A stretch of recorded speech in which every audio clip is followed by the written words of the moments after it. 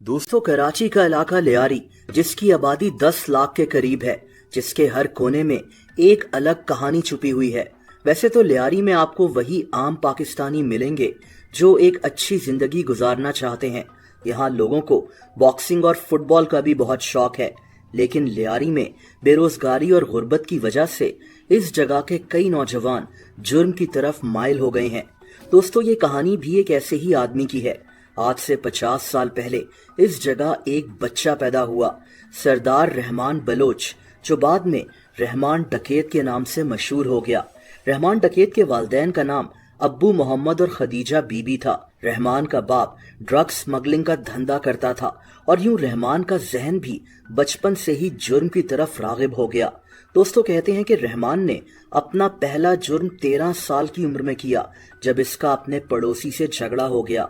एक मामूली सा झगड़ा, लेकिन रहमान ने इस आदमी पर चाकू के वार कर दिए। रहमान डकैत ऐसे ही जराइम करते हुए बड़ा हो रहा था और दोस्तों, इसी दौरान लियारी के एक डॉन की नजर रहमान डकैत पर पड़ गई। इस डॉन का नाम हाजी लालू था। असल में उन दिनों लियारी में दो डॉन्स बहुत मशहूर थे, दाद मोहम्मद और हाजी लालू। ये दोनों ड्रग स्मगलिंग और भत्ताखोरी वगैरह करते थे। इन दोनों ने लियारी में अपने अपने इलाके बांटे हुए थे। हाजी लालू ने जब रहमान डकैत को देखा तो इसको लगा कि ये लड़का इसके गैंग के लिए बहुत काम आ सकता है, और तभी इसने रहमान डकैत को अपने गैंग में शामिल कर लिया। दोस्तों, ये गैंग अब लोगों को अगवा कर कर उनसे तावान भी मांगता था। रहमान डकैत इस गैंग का एक अहम मेंबर बन गया था, लेकिन फिर हाजी लालू और रहमान डकैत के दरमियान मामलात खराब हो गए। हुआ ये कि 1990s में इस गैंग ने एक अमीर बिजनेसमैन को अगवा कर लिया और इससे भारी तावान मांगा। लेकिन तभी हाजी लालू को शक हुआ कि रहमान डकैत लोगों को अगवा कर कर तावान की रकम में कुछ घपला करता है, यानी तावान की रकम में अपना हिस्सा रख लेता है और हाजी लालू को नहीं बताता। बहरहाल, वक्त के साथ साथ रहमान डकैत बहुत ताकतवर हो गया था। इसने अपना एक अलहदा गैंग बना लिया था। लियारी में इसका बहुत असर रसूख था। दोस्तों, दूसरी तरफ हाजी लालू के मरने के बाद इसका बेटा अरशद पप्पू हाजी लालू गैंग का चीफ बन गया। अरशद पप्पू को लगता था कि रहमान डकैत ने इसके बाप को धोखा दिया है, इसीलिए अब अरशद पप्पू और रहमान डकैत के गैंग्स में लड़ाई शुरू हो गई। अर्ली 2000s में इन दोनों गैंग्स की गैंग वॉर शुरू हो गई थी। लियारी के हालात बहुत खराब हो गए थे। 1000 से ज्यादा लोग इस गैंग वॉर में मारे गए थे। दोस्तों, इसी दौरान एक और किरदार भी इस कहानी में शामिल होता है। इसका नाम उज़ैर बलोच था। हुआ ये कि 2003 में अरशद पप्पू ने उज़ैर बलोच के वालिद फैज बलोच को अगवा कर लिया था। फैज बलोच एक लोकल ट्रांसपोर्टर था। अरशद पप्पू ने इसको अगवा कर कर इस बुरी तरह से मार दिया कि लियारी कांप उठा। इसने फैज बलोच की लाश के टुकड़े कर कर इसको गधा गाड़ी पर पूरी लियारी में घुमाया और बाद में इन टुकड़ों को आग लगाकर गटर में फेंक दिया। उज़ैर बलोच अब अपने बाप की मौत का बदला लेना चाहता था और तभी इसने रहमान डकैत से राब्ता किया। अरशद पप्पू का दुश्मन उज़ैर बलोच रहमान डकैत के गैंग में भी शामिल हो गया। इसके पास बहुत पैसे थे और ये अब सिर्फ अपने बाप का बदला लेना चाहता था। दोस्तों, अगले 6 साल तक लियारी इसी गैंग वॉर का शिकार रहा। लियारी के हालात बहुत खराब हो गए थे।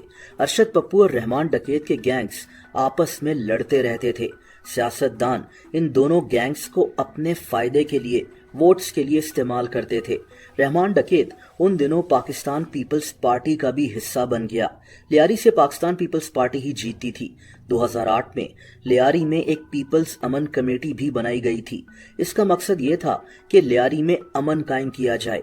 दोस्तों, इस अमन कमेटी का रहमान डकैत भी मेंबर बन गया था। आप सोच सकते हैं कि रहमान डकैत अब कितना ताकतवर हो गया होगा। पुलिस, हुकूमत, इससे किसी का खौफ नहीं था। ये खुद हुक्मरान बन चुका था। दोस्तों, रहमान डकैत ने अब सोचा कि अपनी इमेज को चेंज किया जाए। इसने अब गरीबों की मदद भी करना शुरू कर दी। लोगों के घरों में राशन डलवाना हो, किसी की शादी करवानी हो या फिर किसी की दुश्मनी खत्म करवानी हो, लियारी के लोग रहमान डकैत के पास ही जाते थे। लेकिन इसके साथ साथ रहमान डकैत अभी भी अरशद पप्पू का जानी दुश्मन था। उजैर बलोच भी अरशद पप्पू से अपने बाप का बदला लेना चाहता था और इसीलिए इन दोनों गैंग्स में गैंग वॉर जारी रही।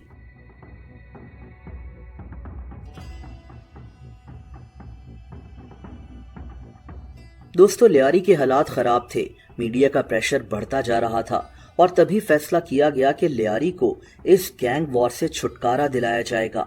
इसीलिए इसकी जिम्मेदारी कराची के मशहूर police officer encounter specialist Chaudhry Aslam को दे दी गई। दोस्तों, 9 अगस्त 2009 को रहमान डकैत को एक पुलिस मुकाबले में मार दिया गया था। इसकी मौत के बाद इसके साथी उजैर बलोच ने इसके गैंग को संभाल लिया था। वही उजैर बलोच जो अरशद पप्पू से अपने बाप की मौत का बदला लेना चाहता था। बाद में अरशद पप्पू को भी कत्ल कर दिया गया। इसको 5 दिन तक टॉर्चर किया गया और बाद में इसका सर कलम कर दिया गया था। उजैर बलोच को भी गिरफ्तार कर लिया गया था और ये आज भी जेल में मौजूद है। दोस्तों, रहमान डकैत और कई दूसरे गैंगस्टर्स को पॉलिटिकल पार्टीज अपने फायदे के लिए इस्तेमाल करती हैं और जब इनका फायदा खत्म हो जाता है तो इन गैंगस्टर्स को भी खत्म कर दिया जाता है। लियारी में भी यही हुआ था। रहमान डकैत को वोट बैंक के लिए इस्तेमाल किया गया। बदले में इसको खुली छूट थी कि ये जो मर्जी करे, ड्रग स्मगलिंग, असलहे की खरीदो फरोख्त। इसीलिए रहमान डकैत को भी अमन कमेटी का मेंबर बना दिया गया था। इसने लियारी में लोगों की मदद भी की, छोटे छोटे जराइम का भी खात्मा किया, लेकिन इसके अपने जराइम पर नजर रखने वाला कोई नहीं था। 2008 में ये लियारी का किंग बन गया था। इसके मरने के बाद उजैर बलोच ने इसकी जगह संभाल ली। इसको भी हुकूमत की सपोर्ट हासिल थी। 2012 के बाद उजैर बलोच को भी पुलिस ने अरेस्ट कर लिया था। उजैर बलोच खुद पीपल्स पार्टी का भी दुश्मन बन गया था और तभी 2012-2013 में लियारी में ऑपरेशन कर इन गैंग्स का भी खात्मा किया गया था।